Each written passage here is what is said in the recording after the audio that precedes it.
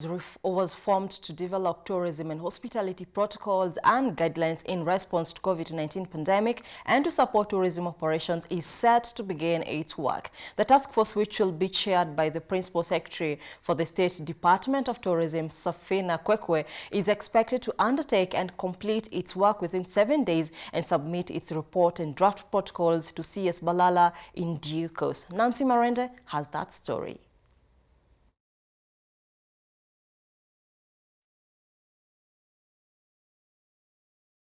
Last week, Tourism and Wildlife Cabinet Secretary Najib Balala formed a 19-member task force to craft a roadmap for the reopening of the tourism sector, which has been among the sectors hardest hit by the COVID-19 pandemic.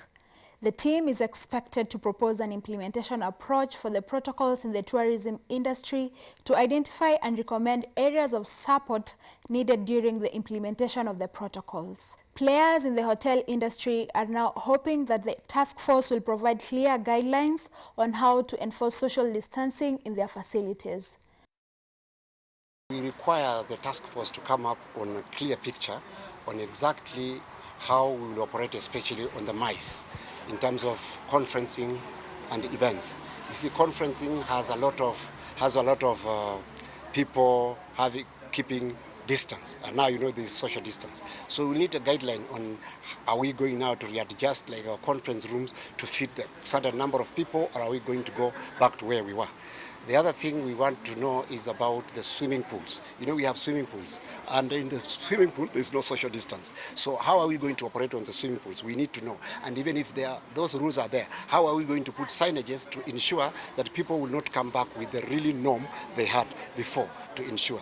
We also have an issue with the buffet. When you are doing buffet service in the hotels, people will always go there to crowd. How are we going to handle the buffet issues in terms of how we'll be serving? Because you can't serve table dot for 100 people. They will be delayed to go back to the conference. So there must be a protocol on how we will follow. So we hope that the task force will also incorporate the hospitality players who will be able also to give their input on what would be the most likely way to handle. Otherwise, if they do it by themselves without involving the people in the industry, it might be difficult because they might do it, but in practicality, it cannot be applied in the hotels.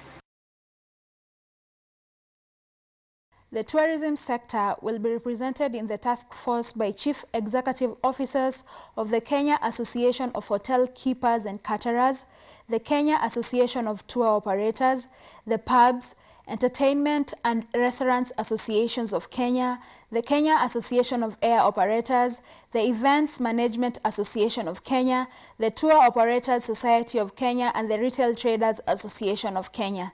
3 representatives of international airlines in Kenya are also sitting in the task force. The task force has begun its work even as the government prepares to roll out a 2 billion shilling stimulus package for the hotels industry, which has borne the brunt of the COVID-19 pandemic.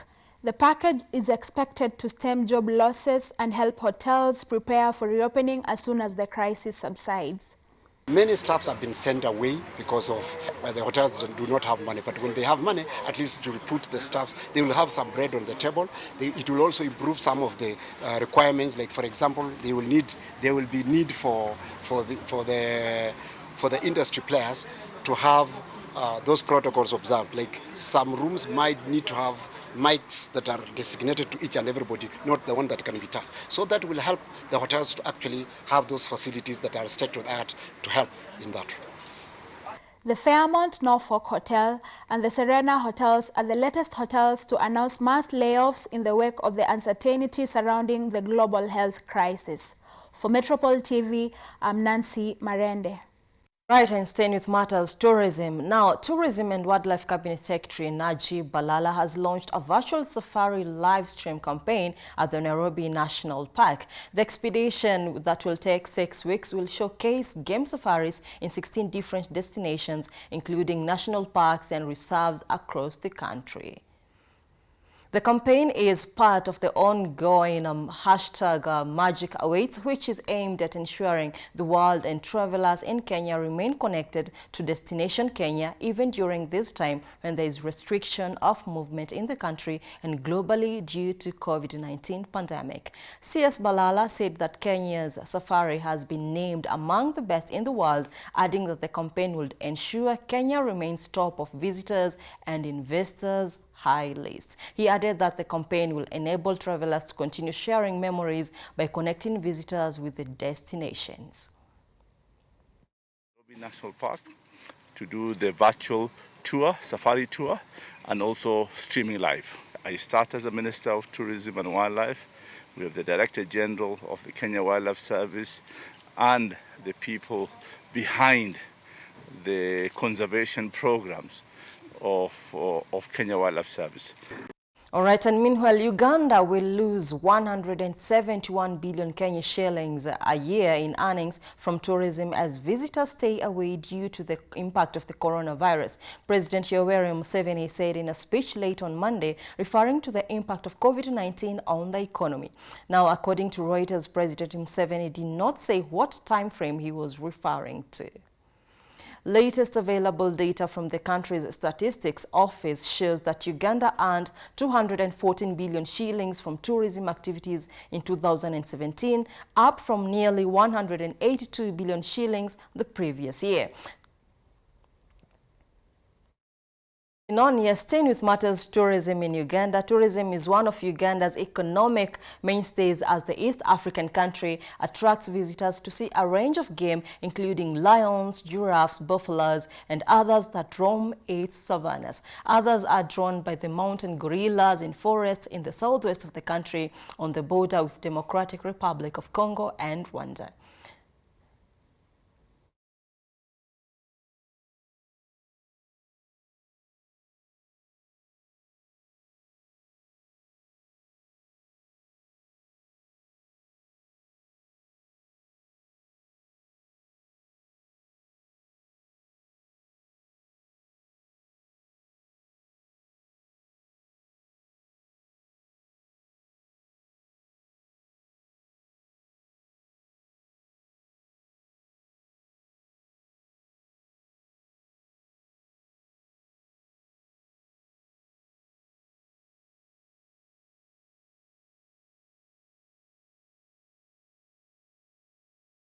And moving on, the Central Bank of Kenya has postponed the Afro-Asia FinTech Festival 2020 that was scheduled to be held in Nairobi in July this year. In a statement sent to newsrooms, the CBK says the postponement follows careful consideration by the co-hosts, CBK and the Monetary Authority of Singapore, of the impact of the coronavirus pandemic, COVID-19, and the utmost importance of the health and safety of the festival participants.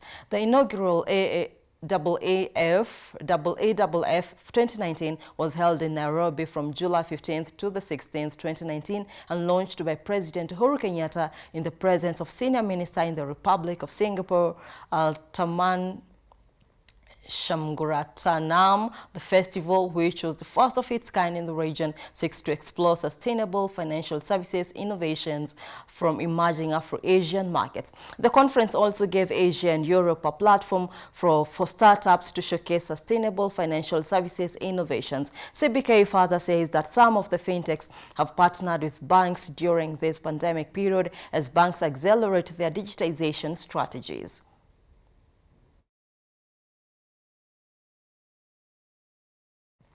In his Madaraka Day address to the nation, President Uhuru Kenyatta said he, quote, discerns a constitutional moment that will bring an end to violence that Kenya experiences during every election.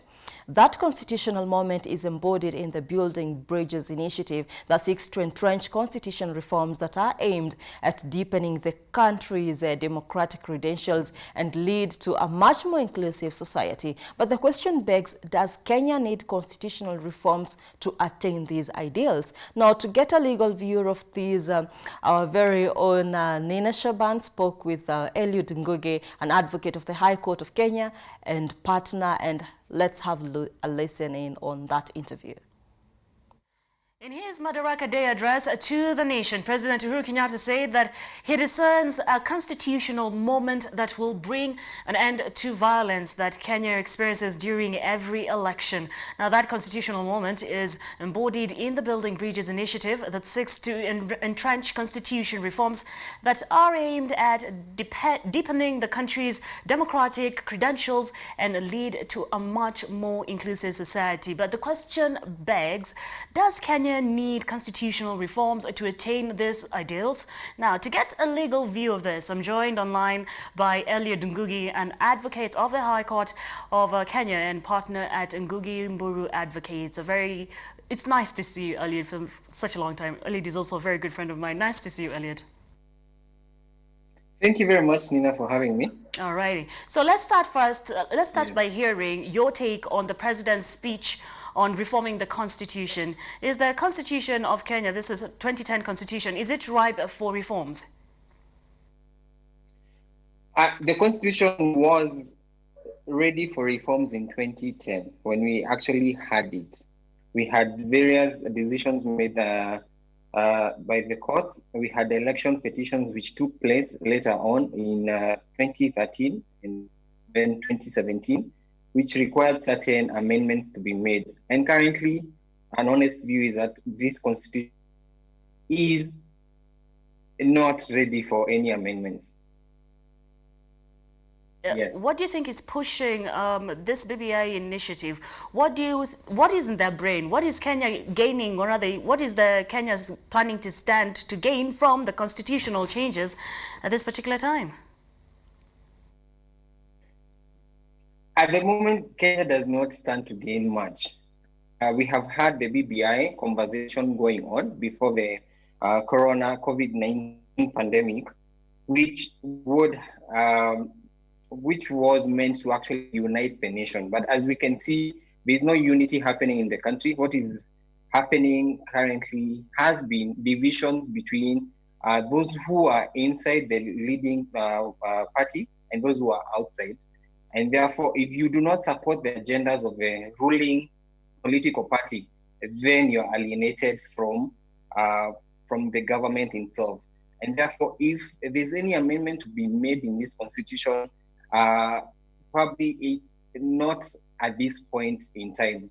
At this point in time, we have other priorities and other agendas which need to be taken care of, and not the amendment of the constitution. And so in my view, I think this is a very selfish move to make sure that we have an inclusive government, and a government that is going to actually retain those who are already there, whose term is almost over come 2022. As said, so is the BBI process the best vehicle to deliver this particular reforms? Does it focus more on politics than inclusivity as it should be? It does focus more on politics rather than progress in the country. But basically, what the Article 257 of the Constitution envisions is that changes should come in place to actually ensure that of those articles of the Constitution which are not progressive. But for what we see in the BBI report, it's more of a political gain than what the Constitution will be foreseeing in terms of amending parts of that Constitution. So as I was asking earlier, so what will be the best method to drive this inclusivity matter rather than the BBI? Well, the Constitution provides for a referendum procedure. The inclusivity that we would, the best way to actually deal with this inclusivity of leaders would be probably through more engagement and giving life to the current provisions of the Constitution. That's what, for example, Article 27 of the Constitution provides that there should be equality, that there should be no discrimination on any person based on basis of tribe, gender, sexual orientation, and all those kind of things. And therefore, we need to give life to these articles of the Constitution and enforce them. And what we have a problem with is lack of leadership that is able to give life to the current provisions of the Constitution. We do not need to create any new laws. We need to use the laws that we currently have and say that we require to have inclusion. We require equality. There was an issue of a two-third gender rule. We need to foresee that come to pass. The courts have indicated time and again that we need to have more judges put in place. We need to have that done. The best way to heal this nation, to allow the changes which have been recommended in the BBI, is through enforcement of the provisions, the current provisions of the Constitution and the various laws that we have in this country. Is the attention on the BBI process as a case of mixed priorities, considering that Kenya and indeed the whole world is currently fighting the COVID-19 pandemic? It is a missed up priority in the view that the world and the nation at large is going through a pandemic, and the needs that need to be taken care of include providing medical care, ensure that COVID-19 does not spread over in other countries, ensuring that we actually look at how we can have the children, the upcountry countries access education, and we can go back to normalcy. But then is not relevant because the common mwananchi right now has been locked down in their house.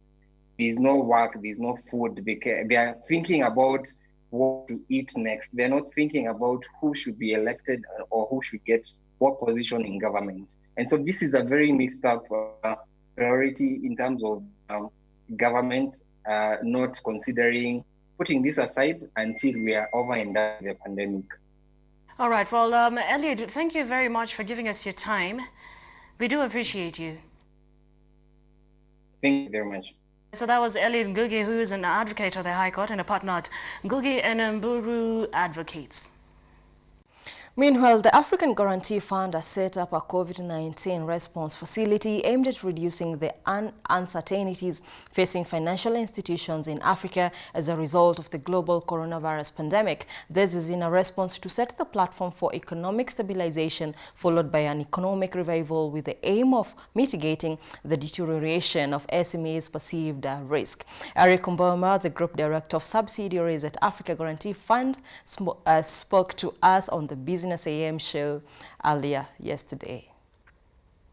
He is aimed at supporting the economy with roughly 1.5 billion US dollar of credit to the economy. So that's basically doubling what we have done in almost a decade.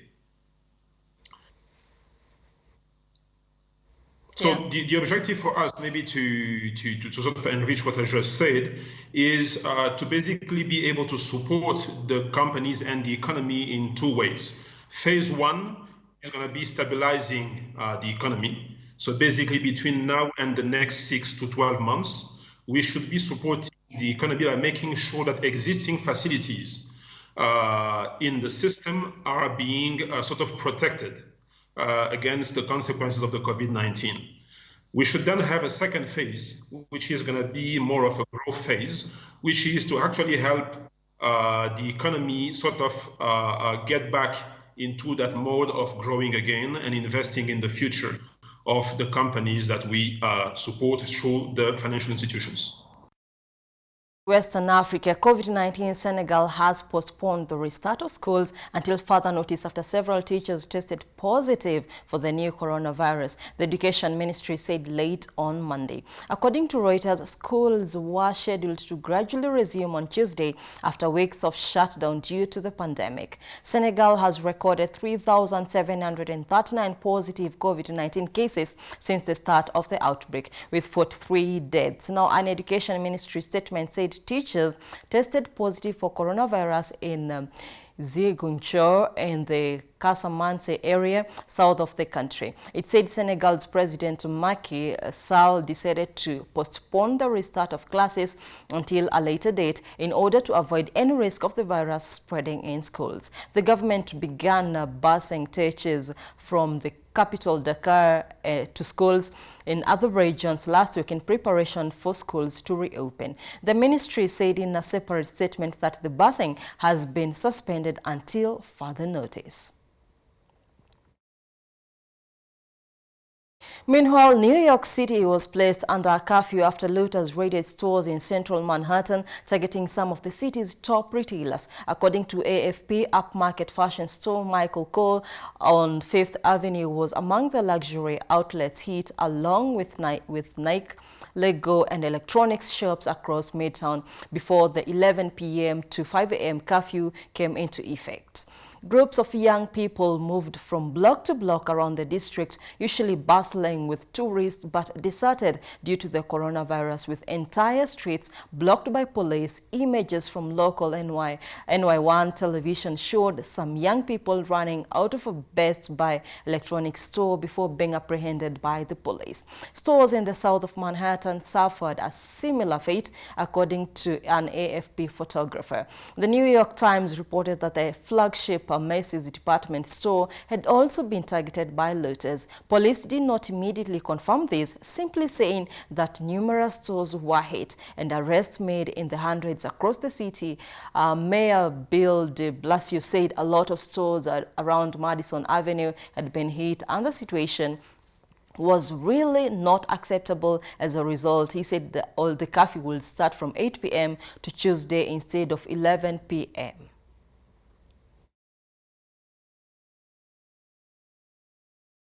Well, that's it for business headlines shaping Kenya's business front. My name is Tabitha Muthoni. We take a very short break, but when we do come back, we bring you up to speed on what's happening, what's trending on Kenya's Pan-African and international social media scene. Stay tuned.